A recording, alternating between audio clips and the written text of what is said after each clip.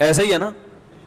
تو زندہ آدمی کم بخت اس کو پڑھ ہی نہیں رہا, پڑھتا ہے تو وہ اختلافی مسائل میں یہ والی آیت سے فرقواریت ثابت ہو رہی ہے, یہ والی آیت سے, یہ جو اپنے مطلب کی آیت ہے نا جن سے مطلب ان کا نکلتا بھی نہیں ہے, کھینچ تان کے ادھر لے کے جا رہے ہیں ان آیت. میں نے جمعے میں پورا بیان کیا نا کہ وہ قرآن کہتا ہے کہ انہوں نے مختلف فرقے بنا لیے ہیں, تو وہ میں نے آیت کو ڈیفائن کیا, وہ فرقوں کا یہ مطلب نہیں ہے جو یہ لوگ بیان کرتے ہیں. اس سے مراد ہے جو آپس میں لڑتے ہیں لسانیت کی بیس پہ, قومیت کی بیس پہ. تو پڑھتے ہی نہیں ہے قرآن کو اس نیت سے کہ ہمارا ایمان تازہ ہو, اس نیت سے پڑھتے ہی نہیں ہے. قرآن کو بالکل نیوٹرل ہو کے پڑھنا چاہیے, بالکل نیوٹرل ہو کے, پھر پتہ چلتا ہے کہ قرآن کیا کہہ رہا ہے.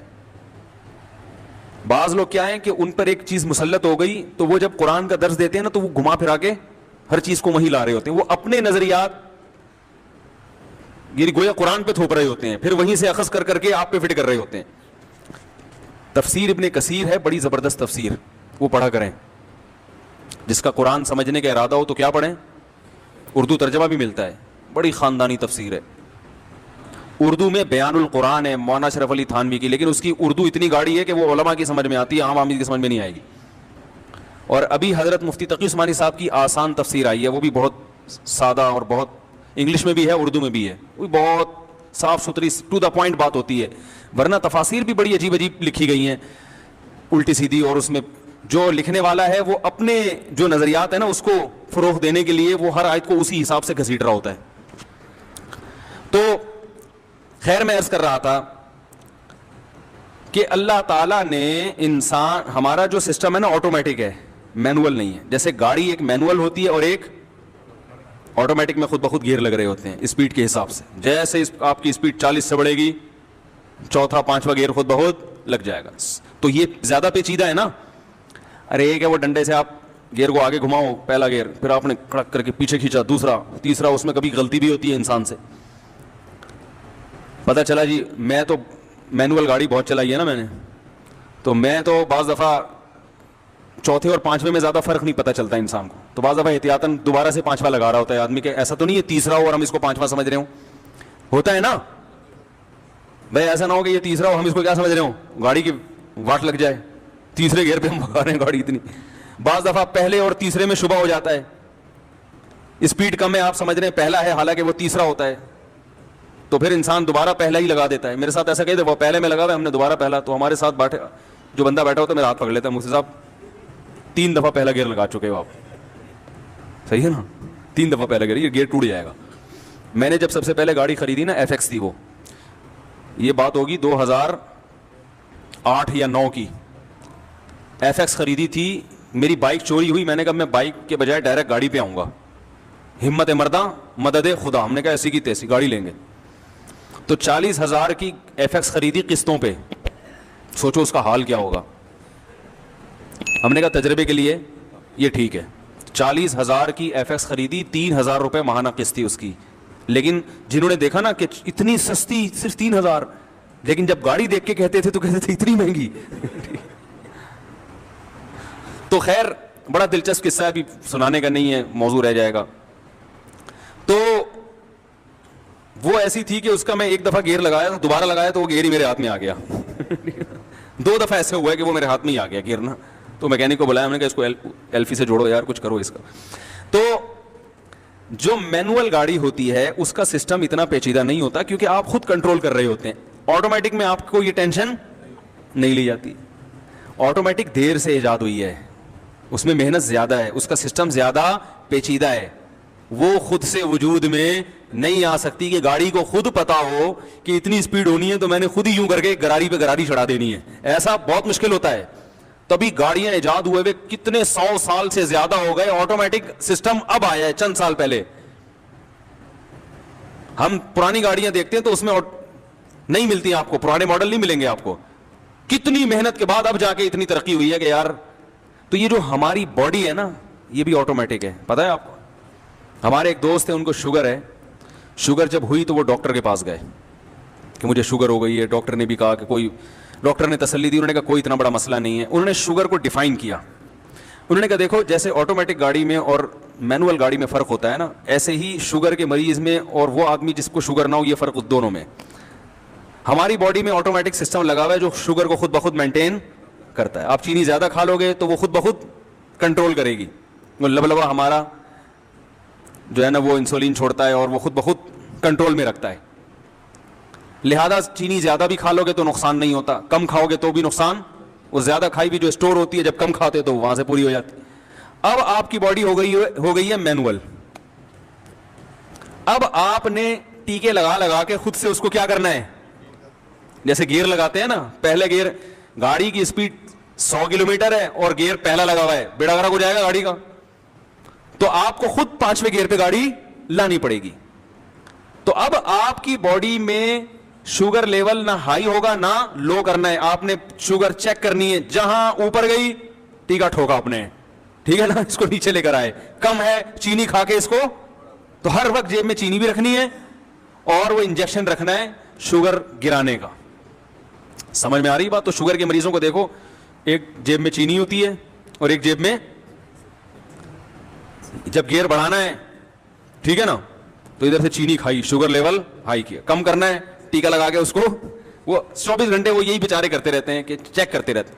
اسی حساب سے لڈو بھی کھاتے ہیں. وہ ہمارے رشتے دار ہیں پنجاب میں, ان کو شوگر ہے, تو وہ رسگلے کا ڈبہ لا کے رکھا, وہ ماشاء اللہ ٹھوک رہے ہیں. وہ انسولین ہوتی ہے نا جو لیتے ہیں. تو میں نے کہا یہ کیسے یار, ان کو تو شوگر. انہوں نے کہا بھائی تھوڑی سی مقدار بڑھا دوں گا انجیکشن میں نا, 2 لڈو زیادہ کھا لیے ہیں تو تھوڑی سی مقدار. اب دیکھو ہم اگر 4 لڈو بھی کھا لیں تو ہماری باڈی خود اس کو سنبھال لیتی ہے.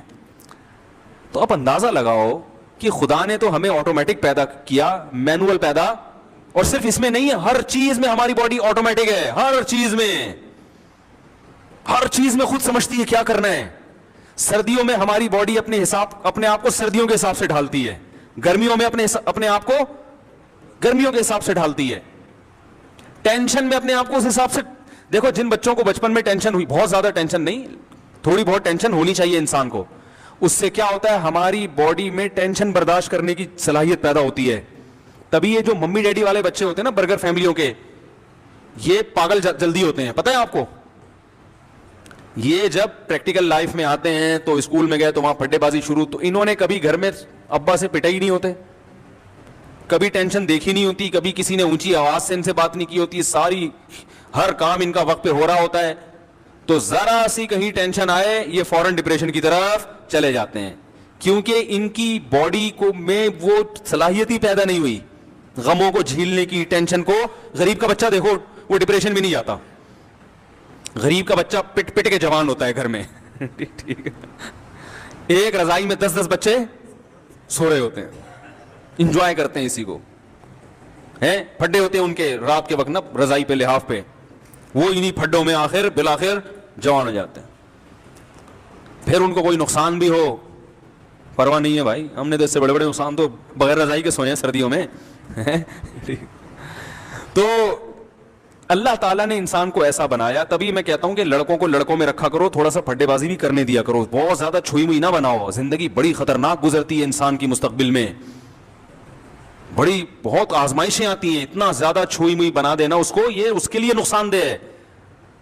مائیں بعض دفعہ اپنے بچوں پہ بالکل بھی سختی نہیں کرتی. بچے کو ماں سے تو کم از کم پٹتے رہنا چاہیے وقتاً فوقتاً. باپ کی مار پھر زیادہ ڈینجرس ہو جاتی ہے, وہ زیادہ سخت ہو جاتی ہے. ماں سے جو بچہ پٹتا ہے نا وہ بہت اچھا بنتا ہے, بالکل تمیز سے زندگی گزارتا ہے. جو مائیں ذرا کنٹرول رکھتی ہیں, سختی کرتی ہیں بچپن میں, بڑے ہو کر نہیں, پھر بچپن میں. میں ایک گھر گیا, میں نے دیکھا چھوٹا بچہ 7 سال کا لڑکا جھاڑو لگا رہا ہے اور اس کو چھوٹا بھائی پوچھا لگا رہا ہے. بڑے میں نے کہا یہ کیا, ماں کا روب ہے. ماں نے بولا آج میری طبیعت خراب ہے, چلو. وہ بیٹے کیا کر رہے ہیں, مجھے بڑی خوشی, میں نے کہا یار یہ تو بڑی اچھی تربیت ہو رہی ہے نا. اب ساری زندگی تھوڑی پوچھا لگائیں گے, لیکن ایک بات ہے نا, گھر کو سنبھالنا آ گیا ان کو, ماں نے سختی کی بھی ہے. تو اللہ تعالیٰ نے ہمارے جسم کو آٹومیٹک بنایا, یہ ہر چیز میں اپنے آپ کو خود ہی اسی حساب سے کیا کرتا ہے, بیماریوں کے خلاف پہلے خود لڑتا ہے. کتنی بیماریاں ایسی ہیں جنہوں نے ہم پہ حملہ کیا مگر ہمیں پتا بھی نہیں. یہ جو ڈینگی بیماری ہے نا, ڈینگی وائرس جو پھیلتا ہے, مچھروں نے تو ہم سب کو کاٹا ہوا ہے. جو ڈینگی مچھر ہے, آپ کیا سمجھتے ہیں آپ کو نہیں کاٹا ہوگا, اس نے بہت سے لوگوں کو کاٹا ہے. بیمار 1% ہوتے ہیں. 99% क्या होता है, उनकी बॉडी रिएक्ट करती है, वो दिफा में लग जाती है। बिल्कुल ऐसा सिस्टम है जैसे इंडियन आर्मी जैसे ही बॉर्डर पे जाएगी, फौरन पाकिस्तान आर्मी भी की हरकत भी तेज हो जाती है ना, बल्कि इससे भी ज्यादा। वहां से कोई जहाज आएगा तो हमारे रेडार खुद ब खुद सिग्नल देना शुरू कर देंगे। बिल्कुल अल्लाह ने हमारी बॉडी को ऐसा बनाया, इधर से जरासीम हमला करते हैं, उन जरासीम से फाइट करने वाले जरासीम खुद गने तोपे लेके पहुंच जाते हैं लड़ाई करने के लिए। हकीकत है ये, अक्सर जीत जाते हैं, कभी कभार हार जाते हैं।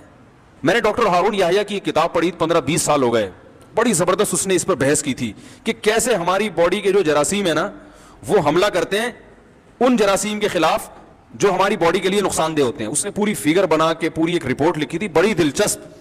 बिल्कुल वही मंजर होता है जो मैदान जंग में होता है, कौन से जरासीम में जाके फाइट करनी है वो भी बॉडी को पता होता है, ये वाले फेंको, ठीक है ना, कैसे लड़ना है, कितना लड़ना है, इतनी जबरदस्त फाइट होती है।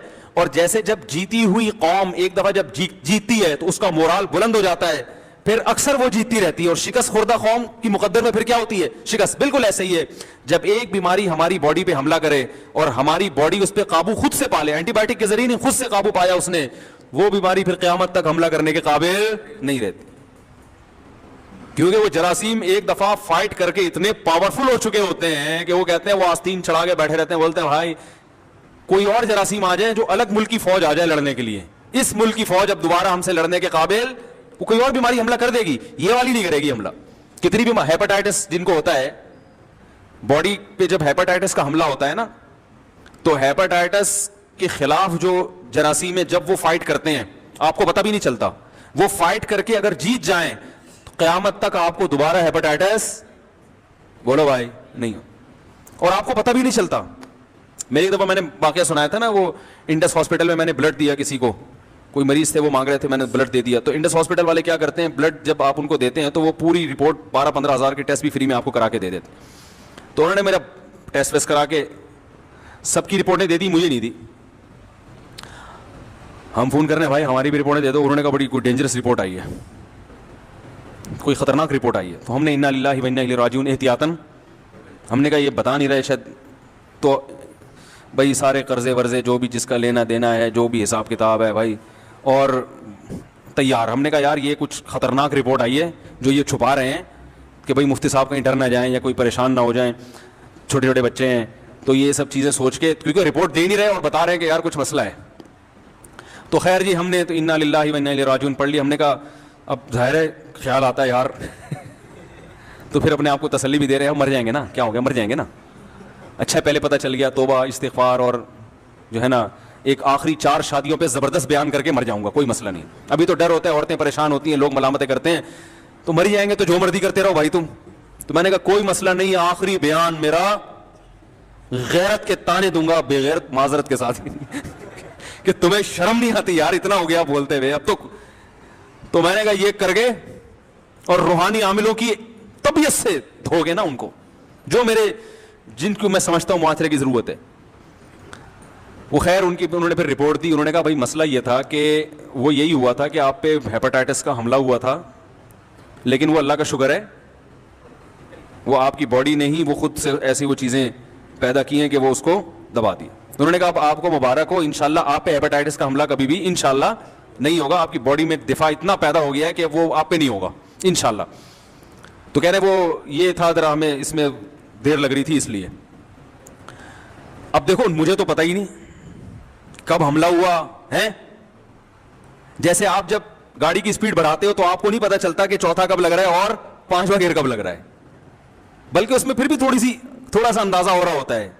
जो ऑटोमेटिक गाड़ी है ना, जब स्पीड बढ़ती है तो एकदम हल्की हो जाती है गाड़ी इससे, लेकिन यहां तो इतना भी ऐसा ऑटोमेटिक सिस्टम है कि रिपोर्ट से पता चला कि भाई हमला हुआ और बॉडी ने उसका दिफा भी कर लिया। हमें तो ना हमले का पता चला भाई कब हेपेटाइटिस का मुझ में हमला हुआ और कब बॉडी ने उसके खिलाफ फाइट करके उस पर काबू पाया।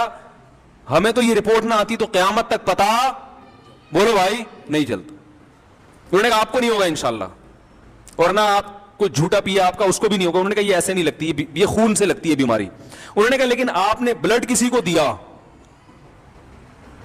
اور اس کی باڈی میں یہ جراثیم جائیں گے اور اس کی باڈی نے اگر فائٹ نہیں کر سکا تو اس کو ہو جائے گا. اس لیے آپ ساری زندگی کسی کو بلڈ نہیں دے سکتے, بس یہ پابندی ہے آپ پر, اور کوئی پابندی نہیں ہے.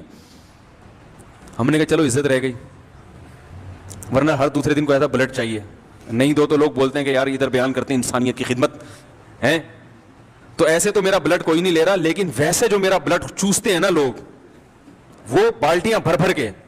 ابھی ایسے ہی عصر کے بعد ایک صاحب آئے ملنے کے لیے, وہ گئے ہیں, دوسرے آگے بیٹھ گئے, وہ ابھی گئے نہیں ہے, تیسرے آگے بیٹھ گئے. ابے بھائی کس کس سے کیسے ملے یار آدمی, اللہ کے بندو تھک جائے گا. اس طرح سے الحمدللہ چوس رہے ہیں خون. تو بھائی ایسا نہ ہو کہ لگ جائے کچھ, ٹھیک ہے نا, بددعا نہ لگ جائے کم از کم. تو میں جو اصل بات بیان کر رہا ہوں, ایسے بہت ساری چیزیں ہوں گی, آپ کے ساتھ بھی ہو سکتا ہے ہوا ہو, کوئی اور بیماری نے حملہ کیا ہو لیکن آپ کی باڈی اس پہ. تو وہ جو ڈاکٹر ہارون یحییٰ تھے نا, انہوں نے بڑی زبردست بات کی. انہوں نے کہا 24 گھنٹے جراثیم ہم پہ حملہ کر رہے ہیں, 24 گھنٹے, اور 24 گھنٹے ہماری باڈی کے جراثیم ان سے لڑ رہے ہیں, اور ایک محاذ پہ نہیں, درجنوں محاذوں پہ لڑ رہے ہیں. ہر وقت کی جنگ ہے یہ. یہی وجہ ہے کہ جیسے ہی ہماری ڈیتھ ہوتی ہے فوراً ہماری باڈی سڑنا شروع. کیوں؟ اس لیے کہ اب جب باہر کے جراثیم حملہ کرتے ہیں تو اندر کے جراثیم حملہ کرنے کے قابل نہیں رہتے. 24 گھنٹے میں لاش سے سڑی ہوئی بدبو آنا شروع ہو جاتی ہے. تو وہ جو لاش خراب ہوتی ہے نا, جو جرمز حملہ کرتے ہیں, وہ اب بھی کر رہے ہیں, لیکن ابھی ہم خراب بولو نہیں ہو رہے. وہ اب بھی کر رہے ہیں, جو ہمارے گوشت کو سڑانے کی فکر میں لگے ہوئے ہیں, گوشت کو کھانے میں لگے ہوئے ہیں, سڑانے میں لگے ہوئے ہیں, ہر چیز کو خراب کرنے میں لگے ہوئے ہیں. لیکن ابھی کیا ہے, وہ جتنی پاور سے حملہ کر رہے ہیں, ہماری باڈی بھی اتنی, جو اس میں ریزسٹنٹ پاور ہے وہ اس سے بھی زیادہ ہے. وہ ہماری باڈی کے جراثیم توپیں لے کے مقابلہ. جس دن ہم مرے تو ہمارے جراثیم بھی ہمارے ساتھ ان کی توپوں سے بھی وہ بھی مر گئیں. تو دیکھو 24 گھنٹے نہیں لگتے سڑنے میں انسان. 24 گھنٹے میں اللہ بتاتے ہیں یہ ہے تو اصل تو تیری اوقات یہ. تو میں نے اندر جراثیم ڈالے ہوئے تھے فائٹ کرنے کے لیے, ان کو بارود دیا ہوا تھا, دھڑ دھڑ آپس میں کیا ہو رہی تھی, فائرنگ ہو رہی تھی. جیسے اللہ نہ کرے ابھی 1000 کلومیٹر پہ آرمی ہے, وہ اگر بارڈر چھوڑ دے تو کتنا ٹائم لگے گا انڈیا کو گھسنے میں. 24 گھنٹے میں ملک کا بیڑا, ایسا ہی ہے نا, بیڑا غرق ہو جائے گا ملک کا. تو ہر وقت کی فائٹ ہو رہی ہے, ہمیں نہیں پتا ہے, بارڈر پہ سب کچھ ہر وقت وہ ادھر روک کے رکھے ہیں انہوں نے, ادھر ہمارے والوں کو روکا ہوا ہے. بالکل ایسے ہی. اور وہ تو مینوئل ہے, آٹومیٹک نہیں ہے, وہاں تو باقاعدہ فوجیں بھیجی جاتی ہیں, بٹھایا جاتا ہے. اندر کا سسٹم اللہ نے بنا کے سافٹ ویئر ڈال دیے ہیں, آٹومیٹیکلی کام کر رہے ہیں, پتہ ہی نہیں چلتا. ادھر سے فلاں چھینکا, اس کے جراثیم گئے, ادھر سے ہماری باڈی نے اس کو باہر نکال دیا یا مار دیا, جان سے مار دیا اس کو. ایسا خاندانی سسٹم اللہ نے بنایا ہے. اور یہ بھی عجیب بات میں آپ کو بتاؤں, دیکھو آپ نے دیکھا ہوگا کچھ لوگ بہت اچھا کھاتے ہیں, شکل پھر بھی اچھی نہیں ہوتی, معذرت کے ساتھ ہیں, کیا خیال ہے؟ کچھ بہت خراب کھا رہے ہوتے ہیں پھر بھی بہت, بال بڑے گھنے ہوں گے ان کے, چمک رہے ہوں گے. یہ بھی اس لیے کہ ہماری باڈی آٹومیٹک سسٹم ہے اس کا, وہ مینوئل نہیں ہے. بالوں میں گندھک ہوتی ہے, سلفر ہوتا ہے. تو اب آپ نے بالوں کو خوبصورت بنانا ہے, فش میں ہوتا ہے نا یہ, تو فش آپ نے کھانا شروع کی, کیا سب کے بال خوبصورت ہو جاتے ہیں؟ تھوڑا سا فرق پڑے گا, زیادہ نہیں پڑتا. اور ایک آدمی ہے جو کریلے کھا رہا ہے صبح شام, بال اس کے, وجہ کیا ہے؟ یہ بھی اللہ نے باڈی میں نا آٹومیٹک سسٹم لگایا ہوا ہے کہ اللہ نے اس کو خوبصورت بنایا ہے. تو اس کی خوبصورتی کو مینٹین رکھنے کے لیے جن جن چیزوں کی ضرورت ہے, اور جہاں ضرورت ہے, روٹی جب ہم کھائیں گے تو باڈی وہ تمام چیزیں وہاں سے کھینچ کے اپنی اپنی جگہ پر اپنے ڈپارٹمنٹ میں خود بخود پہنچا دے گی. سمجھ رہے ہیں؟ وہ خالی روٹی پہ ہی بہت اچھے سیٹ ہوئے ہوئے ہوتے ہیں, ٹھیک ہے نا. اور ایک آدمی مچھلی کھا کھا کے, مچھلی کے کیپسول کھا کھا کے پھر بھی گنجا ہے, وہ بال خوبصورت تو دور کی بات, اگ ہی نہیں رہے. فرق پڑتا ہے گولیاں کھانے سے, لیکن زیادہ نہیں پڑتا. گاڈ گفٹڈ اس میں, یعنی اللہ کی طرف سے جو گفٹ, قدرتی جو تحفہ ملا ہوتا ہے نا, وہ زیادہ مؤثر ہے اس میں. لمبے قد, چھوٹے قد, یہ سب آٹومیٹک سسٹم ہے. میری ایک چھوٹی بچی نا, وہ اس کے ٹونسل سے بیمار رہنے لگی تھی, وہ خیر علاج ہوا اس کا, تو کھاتی بھی بہت کم تھی. میں نے ڈاکٹر سے کہا میں نے اس کا قد نہ چھوٹا رہ جائے, ڈاکٹر نے قد نہیں چھوٹا رہے گا. انہوں نے کہا یہ اللہ نے ایسا سسٹم بنایا جس نے لمبا ہونا ہے نا, وہ تھوڑا بھی کھائے گا وہ لمبا ہو جائے گا, وہ لمبا ہوگا. اور جو کمبخت, معذرت کے ساتھ کمبخت تو نہیں کہنا چاہیے, جو جس کو اللہ نے چھوٹے رہنے کے لیے بنایا ہے, وہ جائیدادیں بھی کھا جائے گا, وہ لمبا نہیں ہوگا. وہ اتنے کا, وہ ایک ٹھگنی عورت سے شادی ہو گئی نا, ایک آدمی کی ایک ٹھگنی عورت سے شادی ہو گئی, بچے اتنے نا, اب وہ بڑے ہی نہیں ہو رہے. وہ بھائی وہ ماں پہ چلے گئے تھے, ٹھیک. تو وہ ماں بچوں کو کہہ رہی ہے کہ کھانا کھا لو بیٹا، جلدی جلدی کھا لو، بڑے ہو جاؤ. تو وہ کہہ رہے یہ بڑے نہیں ہوں گے، یہ اتنے کے اتنے ہی رہیں گے. کہہ رہے ان کے ساتھ کے پودے لایا تھا وہ بڑے ہو گئے، یہ کم بخت اتنے کے اتنے ہی ہیں. وہ پودے اتنا کھا نہیں رہے، اس کو تم کو دیکھو کہاں تک نکل گئے وہ. تو وہ جل کٹ کے کہہ رہا تھا کہ یہ ٹھگنی سے شادی کرنے کا نتیجہ ہے کہ یہ اور کہہ رہے جتنا کھلائے گی نا اور چھوٹے ہو جائیں گے یہ. تو خیر یہ تو ایک مزاح ہے، لیکن حقیقت یہی ہے کہ جس کو اللہ نے جیسا بنا دیا. حکیم سعید صاحب بڑے پیارے آدمی تھے، بڑی پیاری، ہم نونہال پڑھا کرتے تھے بچپن میں. آج کل تو بچوں کو کوئی ڈھنگ کی چیزیں پڑھنے کو دی نہیں جاتی، ویڈیو گیم میں لگایا ہوا ہے. بڑی پیاری باتیں اس میں ہوتی تھیں نونہال میں. تو کسی نے ان کو لکھ کے دیا میرا قد چھوٹا ہے، مجھے کوئی دوا دیں بڑا ہو جائے. انہوں نے کہا یہ بڑا نہیں ہو سکتا، آپ اپنی سوچ کو بلند کر لو، آپ فکر کو بلند کر لو. قد کے لحاظ سے آپ چھوٹے ہو، کارنامے آپ کے بلند. یہ مینول ہے، یہ آٹومیٹک. تو کام ایسے کرو کہ چھوٹے قد کے باوجود لوگ آپ کی عزت کریں. بولے چھوٹا قد ہے، کام اس کے بڑے بڑے. عبداللہ ابن مسعود رضی اللہ تعالیٰ عنہ کا چھوٹا قد تھا اور پنڈلیاں چھوٹی چھوٹی پتلی پتلی پنڈلیاں تھی. دبلے بھی بہت تھے، قد کے چھوٹے بھی بہت تھے. نبی صلی اللہ علیہ وسلم اپنے ازار کو نا آدھی پنڈلی تک رکھا کرتے تھے. عبداللہ بن مسعود تھوڑا نیچے رکھتے تھے، ٹخنوں سے اوپر، مگر پنڈلی چھپاتے تھے. کسی نے کہا نبی صلی اللہ علیہ وسلم تو پنڈلیاں کھولا کرتے. انہوں نے کہا میری پنڈلیاں اتنی پتلی پتلی ہیں، مجھے کھولتے ہوئے شرم آتی ہے. قد بھی چھوٹا اور دبلے بھی. اور حضرت عمر بڑے قد کے تھے، بڑی پرسنالٹی تھی. لیکن عبداللہ بن مسعود جب مدینہ منورہ آتے، حضرت عمر استقبال میں کھڑے ہو جاتے، سینے سے لگاتے، فرماتے ہیں کنیفن ملئ علما، چھوٹا سا آدمی ہے، علم سے بھرا ہوا ہے. علم لمبوں سے زیادہ ہے، یعنی لمبے میں تو کیپیسٹی زیادہ ہوتی ہے نا، اس میں زیادہ علم آ سکتا ہے. کہا کہ علم لمبوں سے زیادہ کس میں؟ ان میں. تو بڑا احترام کیا کرتے تھے. اور اہل کوفہ سے کہتے ہیں حضرت عمر کہ میں نے اپنے آپ پر تم کو ترجیح دے کر یہ بندہ تمہارے پاس بھیجا ہے. یعنی ایسے صاحب علم کی مجھے ضرورت تھی، مگر میں تمہارے لیے قربانی دے رہا ہوں کہ جس کو میرا دل چاہتا ہے اپنے پاس رکھوں وہ میں تمہیں دے رہا ہوں، یہ میں قربانی دے رہا ہوں. کتنے چھوٹا. حضرت بلال حبشی کو دیکھ لو، سیاہ رنگ تھا، موٹے ہونٹ تھے، لیکن آج جب ان کا نام زبان پہ آتا ہے کیسی محبت دل میں پیدا ہوتی ہے. تو کارنامے کیا تھے؟ سفید تھے. سمجھ میں نہیں آ رہی بات؟ تو اللہ تعالیٰ نے ہمارے جسم کو بنایا ہے آٹومیٹک. لمبے بال ہیں تو وہ ہوں گے، وہ خود بخود. ہماری باڈی جب ہم کھانا کھائیں گے ادھر سے جو چیزیں اس نے نکالنی ہے نا، وہ نکول کے اپنی جگہ ٹھکانے لگا کے خود ہی فٹ کر رہی ہوتی ہے. لہٰذا ان چیزوں میں نا جو قدرتی چیزیں ہیں ان میں زیادہ کاٹ چھانٹ کی کوشش نہ کیا کریں. یہ زیادہ تھوڑے بہت ہو سکتا ہے بال گر رہے ہوں بیماری سے، وہ کھا لیں آپ. کیا ہے یار، وہ سربیکزی تھوڑی دن تک کھا لی، وہ تھوڑا سا کور کر لے گی، لیکن زیادہ نہیں کرے گی. لوگ 40 سال کے بعد کوشش کر رہے ہیں کہ بال سفید نہ ہو. وہ بھائی نہیں ہے، تھوڑے دن تک چلو کچھ مچھلیاں زیادہ کھا لی تو کچھ دن تک تو ہو جائے گا، پھر ہو جائیں گے. وہی فطرت سے لڑنے کی کوشش مت کرو، یہ تو قدرت کی طرف سے ہوگا. ڈاکٹروں کے سفید ہو جاتے ہیں بال. دیکھو آپ جس ڈاکٹر کے پاس آپ جا رہے ہو نا، میرے بال کالے کر دو، وہ خود سر اتار کے دیکھو تو کالا کولا لگا کے بیٹھا ہوا ہوگا وہ. تو ٹوپی اتار کے دے، سر اتار کے نہیں. تو اللہ تعالیٰ میں یہ عرض کر رہا ہوں، دیکھو کہ مینول گاڑی کا سسٹم کم پیچیدہ ہوتا ہے، آٹومیٹک کا زیادہ. تو ہم کہتے ہیں یہ تو خود سے بن ہی نہیں سکتی. تو انسان کی باڈی آٹومیٹک ہے. ہمارے زخم خود بھرتے ہیں. کیا خیال ہے؟ زخم ہو جائے آپ علاج نہ بھی کرائیں، خود ہی فیلنگ شروع، ہیلنگ بھی اور فیلنگ بھی خود بخود شروع ہو جاتی ہے نا. خود بخود زخم. بچوں کی صبح شام کتنی چوٹیں لگتی ہیں. ایسے واقعات بھی آئے ہیں، ایک صاحب زخمی ہوئے، ان کے یہاں سے نا ایکسیڈنٹ میں ادھر سے دماغ کا تھوڑا سا حصہ نکل آیا، بھیجا نکل آیا. ڈاکٹروں نے کہا مر جائے گا، اور پیرالائز بھی ہو گئے. اللہ کی قدرت، کچھ دنوں کے بعد دماغ نے اپنی ڈینٹنگ پینٹنگ کا کام خود ہی شروع کیا.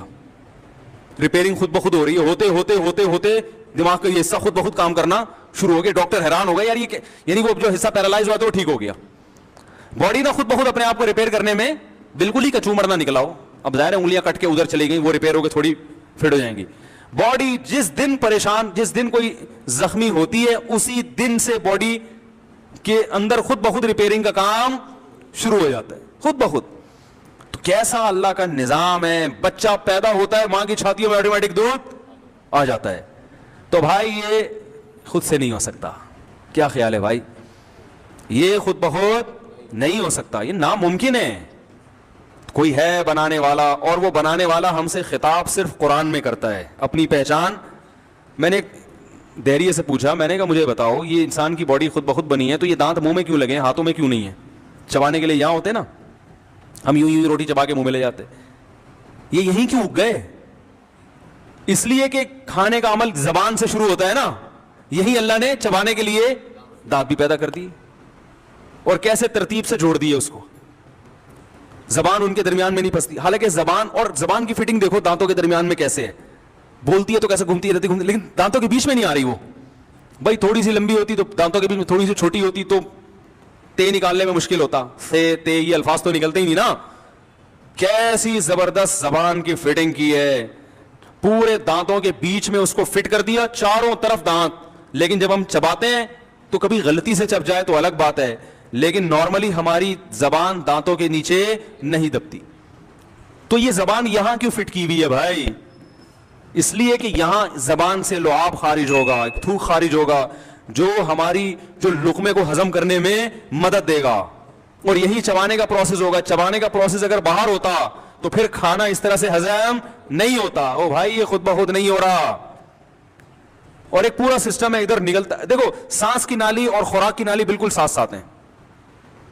سانس لیتے ہیں تو وہ خوراک کی نالی میں نہیں جا رہا, اور روٹی کھاتے ہیں تو وہ سانس کی نالی میں نہیں جا رہی, بالکل اپنی جگہ پر, حالانکہ دونوں بالکل ساتھ ساتھ چپکے ہوئے ہیں. جیسے ہی ہم کھانا کھاتے ہیں الٹے بھی ہو جاتے ہیں تو کھانا نکلتا نہیں ہے. بھائی یہ پائپ ہے تو الٹا ہو کے نکلو نا, وہ ڈھکن خود بخود لگا دیا ہے اللہ تعالیٰ نے, آٹومیٹک سسٹم ہے. ادھر روٹی گئی, ادھر میدے کا منہ اوپر سے بند, وہ صرف جانے کے لیے کھلا ہوا, واپسی کے لیے نہیں کھلا ہوا وہ, ورنہ ہم جب الٹے ہوتے تو سب چیزیں باہر. اور کوئی بھی کسی کا الٹا ہو سکتا ہے, کیا خیال ہے بھائی؟ آپ کھانا کھایا, بچہ تو کھاتے ہیں اور کلا بازیاں کھا رہے ہوتے ہیں, تو پتہ چلا کلا بازیاں کھائیں وہ سارا منہ سے باہر. ایسا نہیں ہوتا, ایک نظام بنا دیا. تو بھائی یہ خود بخود نہیں ہو سکتا. اسی کو اللہ فرما رہے ہیں, پرندوں کی مثال دے رہے ہیں, اولم یروا الی الطیر, دیکھتے نہیں ان پرندوں کی طرف, صافات و یقبضن. پھر آگے اللہ کو جوش آیا, اللہ نے فرمایا افمن یمشی مکبا علی وجہہ, بھلا بتاؤ جو الٹے منہ الٹے راستے پہ چل رہا ہو وہ زیادہ صحیح ہے جو ان آیات اور ان دلائل کو دیکھ کر اپنا راستہ سیدھا کر لے. جسے بتایا جا رہا ہو کہ تیری منزل وہ ہے, وہ دیکھ سامنے, وہ تیرا گھر ہے, وہ تیرے ابا کھڑے ہوئے ہیں, وہ تیرے اماں کھڑی ہوئی ہیں, وہ انتظار کر رہی ہیں, وہ تیرا گھر ہے, پیچھے جو ہے نا کھائی ہے گہری, نہیں جا. تو دلائل سے سمجھا دیا, وہ پھر بھی کہہ رہے ہیں میں پیچھے ہی جاؤں گا, اور پاؤں سے چل کے نہیں الٹا ہو کے جاؤں گا. تو اللہ فرماتے ہیں اس سے بڑا بیوقوف دنیا میں کون ہو سکتا ہے؟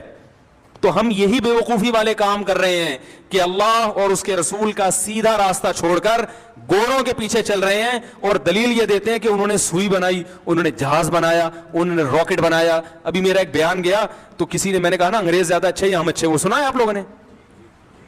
ارے لوگ کہتے ہیں انگریز بہت اچھے, تو میں نے کہا اتنے اچھے ہیں تو وہ انگریز آپ کے گھر جب آئے بیٹی کا رشتہ لینے کے لیے, انگریزوں کی مثال دے رہا ہوں کہ کوئی بندہ آپ کے گھر آئے بچی کا رشتہ لینے کے لیے, اور اپنی خصوصیات بیان کر رہا ہوں, اس کا ابا اس کی خصوصیات بیان کر رہا ہو کہ یہ ماشاءاللہ لڑکوں کا بھی شوقین ہے, اور لڑکیاں بھی صبح شام ان کا بھی شوقین ہے, پینے پلانے سے شغف بھی رکھتا ہے, اور 60 سال کے جب ابا ہو جائیں گے تو ان کو اولڈ ہوم میں جمع کرا دے گا ہے. اور ایک بات آخر میں کہ کنفرم نہیں ہے کہ میرا ہے بھی کہ نہیں ہے,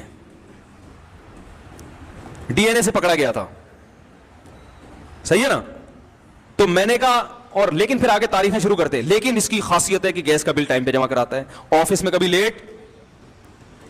لیٹ, ملک سے محبت کرتا ہے, کبھی کوئی کرپشن میں پکڑا نہیں ہے, صفائی پسند ہے, کبھی آپ کو گھر جا کے دیکھو تو صاف ستھری, گٹر نہیں ابل رہے اس کی گلی میں, تو آپ بولو گے بھائی یہ لیکن کہہ کے میرا مذاق مت اڑاؤ. تو میں نے اچھی طرح, میں نے کہا غیر مسلموں کی جو خاصیتیں ہیں نا وہ کوئی اتنی بڑی نہیں ہے اللہ کی نظر میں. ہم اتنے میلے ہو کے بھی ان سے بہت, اور ہم اوپر سے میلے ہوتے ہیں اندر سے تو ہوتے بھی نہیں, اندر سے ہم ان سے زیادہ صاف ستھرے ہوتے ہیں, ٹھیک ہے نا. نہیں یقین ہے کبھی کسی گورے سے, گورے درخت معذرت کے ساتھ, ورنہ قمیض اتار کے اگر چیک کر لو نا تو وہ اتنے نیٹ کے لیے نہیں نکلے گا, وہ نکل بھی سکتا ہے, کچھ نہاتے بھی ہیں. تو اس پہ کسی نے کمنٹس کیے کہ تم ایک سوئی تو بنا نہیں سکے, سوئی بھی تم وہاں سے خریدتے ہو ہیں, تمہاری ہر پنکھا جو تم ہوا لے رہے ہو وہ بھی گوروں نے بنائی, ہر چیز انہوں نے بنائی, اور تم کہتے ہو ہم ان سے اچھے ہیں.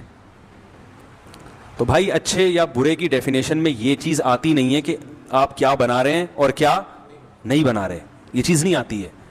یہ جو انہوں نے اتنی چیزیں بنا لی ہیں اس کی وجہ یہ ہے کہ جس کے پاس حکومت ہوتی ہے وہ ہر ایک کی صلاحیتوں سے وہ کیش کراتا ہے. آپ کے پاس حکومت نہیں ہے, جب ہماری خلافتیں تھیں, ہماری حکومتیں تھیں, ہماری پالیسیاں چلتی تھیں, تو وہ ہماری یونیورسٹیوں میں پڑھنے کے لیے آیا کرتے تھے. یقین نہیں آیا تو ماضی کے اوراق اٹھا کے دیکھو, 400 سال گوروں نے ہماری زیتونہ یونیورسٹی میں پڑھا ہے اور جامعہ ازہر میں پڑھا ہے. میں نے تو اس پہ ایک ریسرچ بھی پیش کی تھی ایک یونیورسٹی میں.